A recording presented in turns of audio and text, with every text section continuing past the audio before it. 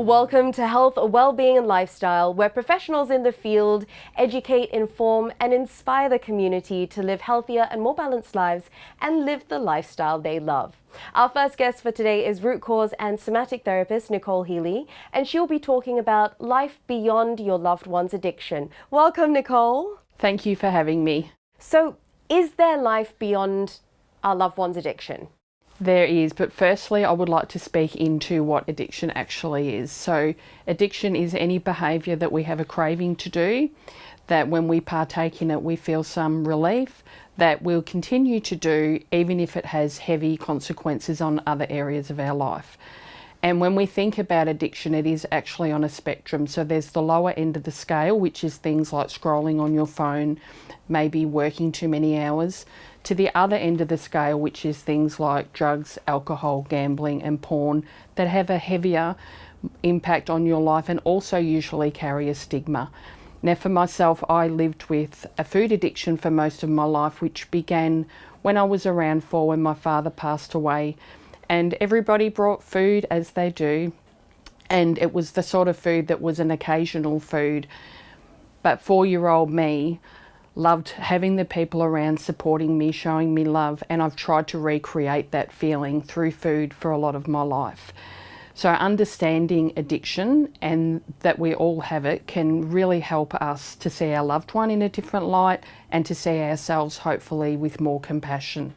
Now, when we think about a life beyond addiction, it does actually mean that we can start to live again. Because I know for a lot of us, when we have someone in addiction, we feel like we're treading water. We're trying just to stay afloat. We're not actually really living. We're bracing ourselves for the next event, the next crisis, and feel like we're just surviving. To live a life beyond addiction doesn't mean we have to abandon our loved one, doesn't mean we give up on them. It can mean that instead of carrying them, we can walk beside them and start to do things that bring us joy again, to get support for us, to actually show us that we matter as well. It is important to acknowledge our own feelings when going through stuff as well, but what can people do to overcome that hurdle of feeling like life has stopped? I think the first thing you can do is be aware that that is what's going on. Really look at your life and how you feel in it, not just what it looks like, and to give yourself permission to try to seek some change, to maybe get some support, but to start to do things that show you that you matter too. And it doesn't have to be big things if that feels too big at the start, because quite often it will. And there might be guilt attached to that, that if I'm not giving everything I have to my loved one, how are they ever going to get better? But the truth is, you most likely have been giving everything to them and nothing has helped. So why not try something new? And this can be a way to do it without guilt. Go, well, I've given everything to them that I possibly can. It hasn't worked. Maybe I need to start to care for me too. I can't continue to pour from an empty cup. Maybe if I start to care for me, I can show up in ways that are more engaging, that maybe come more from love than fear, that come from seeing our person beyond the addiction. I think it's really valuable for us to think about even what did I used to like to do before addiction come along, and maybe do more of that. Just start to live again and know that it is possible. We don't have to be weighed down in the chaos. We can still love our person and we can live again. So I know in my experience, having a husband that was living with addiction, I did put everything I had into trying to save him, thinking that then everything would be okay. But I was suffering, he was suffering, and our children were suffering. And I knew something had to change. I was full of anxiety. I wasn't sleeping. I wasn't communicating in a very kind or connective way, which made me feel worse about myself.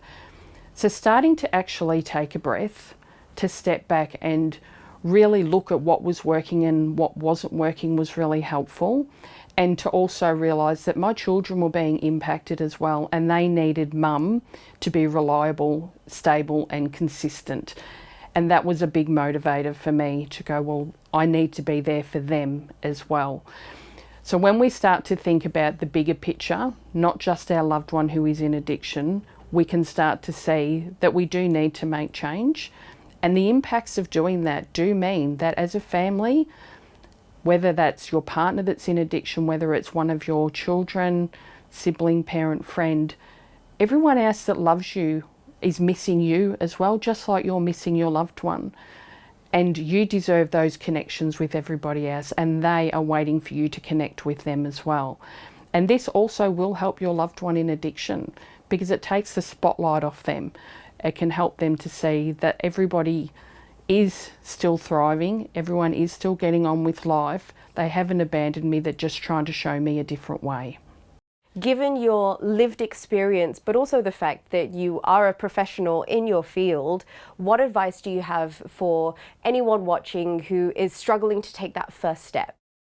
I think the first thing is to maybe just take a breath. And I know that sounds simple, but we probably have forgotten to breathe. We're holding on. Just take a breath and maybe give yourself some space to look at what's working and what's not working, and definitely seeking professional advice. It's a really hard space to navigate, and doing it on your own can actually sometimes make things worse. And we want our loved ones to get support, so maybe we need to lead the way and show them this is the way to do it. It is important too to note that for us loved ones, we might be feeling heartbroken, rejected even, abandoned. We might feel like our loved one doesn't care about us. But when we think back to what addiction actually means, we know that's not true. So just remember to keep that in mind when you do start to step forward for yourself. They aren't abandoning you. There is nothing wrong with you. You deserve to give yourself some care as well, and that will help them more than you shutting yourself down or abandoning yourself ever will. It's time to step forward. It's time to start to live again. Thank you so much for joining us today, Nicole. Thank you for having me. If you would like to learn more about life beyond your loved one's addiction or Nicole, you can check out her webpage on our website, healthwellbeingandlifestyle.com.au. And we will be back shortly after a break with another guest and another great topic. Stay tuned. After the break, Denise Mokadsi will explain what happens if you are struggling with menopause and how your genes guide you back to balance.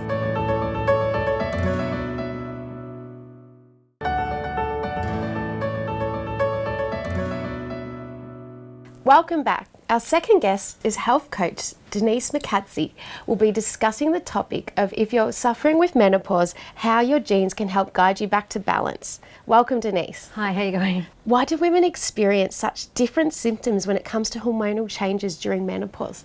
Everyone's different, and hormonal fluctuation during menopause can be such a roller coaster for so many different women. I think understanding why symptoms are so different from one woman to another can be really clearly understood using the lens of epigenetics. And so epigenetics is a term that maybe some people have heard of, the viewers might have heard of the term but don't really understand it. And I find it really helpful to help women understand what they're going through and perhaps why they're going through certain symptoms.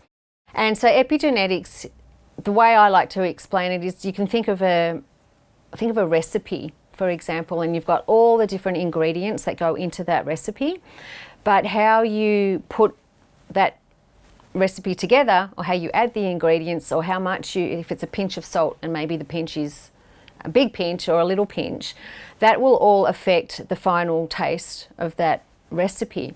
And so we're a little bit like that. That's a little bit like our genes. Our genes are all the ingredients. We can't really change our genetic information, but how we put it together is like our lifestyle. And the whole picture of that is basically epigenetics. So it's our lifestyle, all the things that we're doing in our life that influence our genes or the expression of our genes. There's a couple of reasons why women will experience going through menopause very different from one another. One, our genes are different, so how we're going to experience hormonal changes will be different just because of the genes that we've got and how our body responds to those hormonal changes. And also our lifestyles are quite different from one another. So both of those things, as part of what the epigenetics is going to be a big factor in how women experience menopause or the perimenopausal transition. So when we can look at both elements, we can help women really understand what's going on. We can look at their genes. We can see how they might be detoxing or not detoxing estrogen, for example, and estrogen will change quite a lot through the perimenopausal period. And what are their lifestyle habits? What are they doing that might be worsening some of the symptoms that are associated with menopause? How can women understanding their genetics influence things like weight loss, hot flushes, anxiety, that sort of thing? We can look at certain genes and we can tell women, or anybody really, how they will metabolize fats, what kind of rate of metabolism they have, and what other factors might be missing, or like enzymes or vitamins or cofactors that cause certain reactions to happen in the body that help. So for example, there's a gene that helps you detox estrogen. If someone doesn't have that gene, or there's a variation on that gene, how they detox estrogen will be very different to someone who has the gene. That's some ways that we can use it. The other ways that we can use it doesn't even have to be the genetic sequence or those ingredients in the recipe. If they're carrying a lot of weight, for example, we might look at what foods are they eating. Is that not suited to their genetics? And is that just adding another stress on their hormonal changes through menopause? They get another stress to that. So we will just do an assessment and see all the lifestyle things that they're doing, what things could they improve on to help improve their symptoms. Denise, in terms of tips for our viewers, what are some key lifestyle changes women can make to support better hormonal health during the periods of premenopause and menopause? So again, we can get right down to individual strategies for people depending on what their genes are and their lifestyle, but probably generally for most women going through menopause, because it is such a hormonal roller coaster, a lot of it is under the influence of how we're metabolizing or sensitive to insulin. So a big key thing for perimenopausal or menopausal women to think about is their carbohydrate or sugar consumption. And by that, I don't mean carbohydrates from fruits and vegetables, like whole food carbohydrates are still quite good, but it's more the highly processed carbohydrates and the sugars that are influencing how much insulin is released. And when that is more of a load during menopause, when hormones are already fluctuating quite a lot, it adds another thing for that body to try to balance and to work out. Menopause is a very good time to see what's going on under the surface. Sometimes when you've got a few little things during menopause, those problems become much bigger. So sugar and insulin is a big one for menopausal women, but also alcohol is a really big one too, because again, of the detoxing of the hormones during menopause, that's a big load for the liver. And when we add alcohol into the system, the liver also has to try to manage the alcohol and detox the alcohol. So it's just another load, and it just means that the liver's not working to manage the hormone detoxification processes, and we feel the results of those toxins building up in the body more. And another important thing is about muscle mass. As we get older, muscles shrink. We're not growing muscle as much, and they get smaller. We lose muscle mass over years, and that's everybody.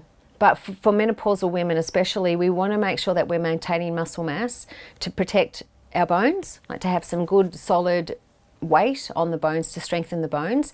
And also, muscle is very metabolically active tissue, and a lot of women during menopause struggle with their metabolism and gaining weight. So the more muscle we have, the higher our metabolism is, and that can help manage, these common frustrations of weight gain during menopause.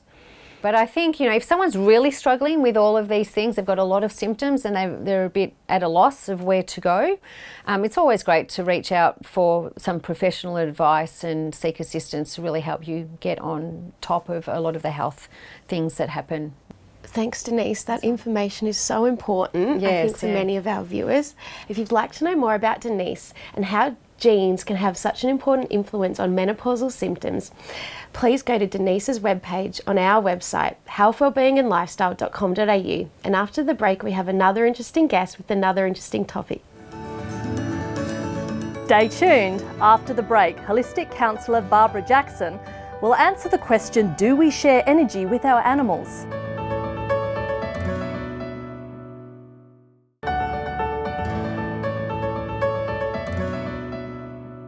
Welcome back. Our last guest today is holistic counsellor Barbara Jackson, and she'll be asking the question, do we share energy with our animals? Welcome, Barbara. Thank you very much, Melissa. It's a pleasure to be here. With animals, do we share energy with them, and how? Yes, we do, Melissa. If you think of when you're out going for a walk and somebody is walking a dog and they react before they even see you. So if you're an animal person, they'll be potentially wagging their tail and trying to pull over to come and see you because they can sense that you have that affinity with animals. Whereas if somebody doesn't like animals, not all of us do, they may walk away or they might bark at the person because they're sensing that there isn't quite that alignment with them. And one of the important things to understand as well with the animals, if we think of how they're trained in the police, when they do the drug searches or when they trained to help people in epilepsy or people who have seizures, people who have anxiety often will have what they call a therapy animal. One of the most amazing that I find is what we call seeing eye dogs. So people who have vision impairments or are completely blind, they will have a dog, and that dog can read the person so well because they're reliant on them to be their eyes. So if ever you're out and about and you see somebody with a guard dog or a seeing eye dog, it's so important not to go up and pet it because they're working. It would be like me walking up to you when you're working and wanting to distract you. So it's really about understanding and respecting the animals. So when we walk up to an animal, it's also important to understand how we interact because again, the animal will sense us before we may even be close to them.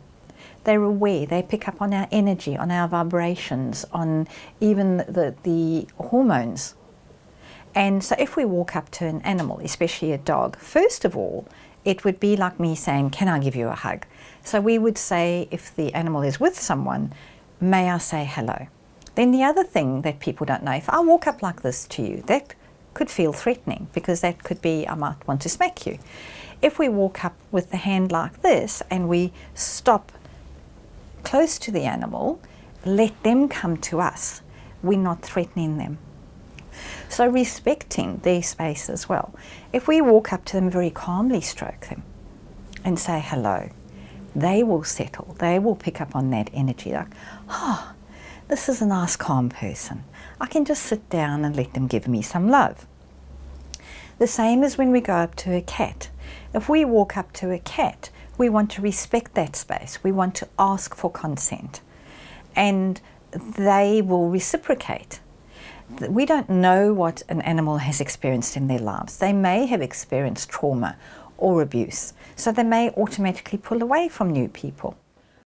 When we also look at therapy animals, we often hear about where in equine, with horse therapy particularly, people who've experienced trauma, people who have different abilities will often go to equine therapy because a horse will come to you. If people stand with their back to a horse, they'll often just walk up and gently stand behind them and wait for the person to respond. If you look at some hospitals in some countries, they will bring in animals to help people.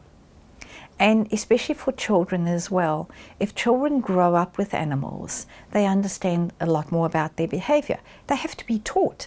They have to understand that there's a way, and adults alike, have to be taught how to treat an animal, how to honour an animal, and its space as well. So when we can connect with an animal energy therapist, they can help us to learn to soothe our animals, to let them know that it's okay to let go of all that energy of ours that they are carrying. And another thing as well is when we understand what we are experiencing and that our animals are picking up that stress, that anxiety, that feeling of low, being flat, feeling depressed, we can then support each other. So it's actually a really beneficial exchange of energy that can happen as well. Do you think animals share the same energy as humans? I would say they share similar energy, and of course we look at primates because our DNA is so similar. There's often videos where somebody will take a baby to the zoo and sit next to the glass, and the female may come up or the male may come up and they'll want to try and touch them, or go to the aquarium and the dolphins will mimic people's behaviours. So animals are so much more in tune with us than we realise. Do you have a personal experience where you shared energy with an animal? Melissa, I do. I went with a beautiful group of women in 2019 up to Hervey Bay, and we wanted to connect with the humpback whales. And we went out on a catamaran. And the legal requirements are that you stay 100 metres away from them. And these 3 humpback whales came around the boat, and there was our group and the public as well. And they were actually going around and looking at everybody on the catamaran. That was the highlight. They then went away, and our captain said, if anybody wants to get into the water, do it now. And we're in the ocean, so we had to hold on to what they called a mermaid line.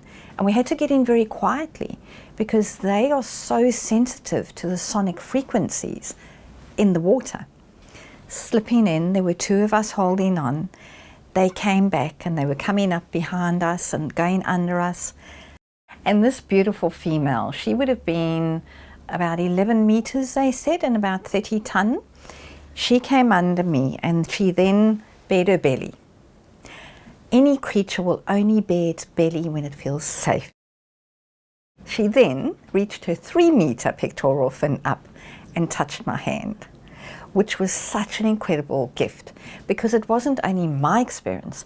Everybody on that boat, on that catamaran, felt the absolute wonder of the trust of this animal. Do you have any advice of how people can connect and share energy with animals? Absolutely, Melissa. So there's certain ways, if we're going to buy our children a pet for Christmas, we need to remind them and teach them the responsibility and accountability for the care. And also remembering that after Christmas as well, they need the same continued care. It's like our children. They're forever around until the time until their journey is finished. And also the other thing as well is go and visit the rescue shelters. Go and spend some time with the dogs and with the cats, because they do say the animals choose us. And remembering that it's always about consent. We share the space with them, and having that mutual respect and consent is important. Well, thank you so much for all that advice, and thanks for being on the program. Thank you very much, Melissa. If you'd like to know more about sharing energy with animals and Barbara, go to her webpage on our website, healthwellbeingandlifestyle.com.au. That's all we've got time for today. Goodbye.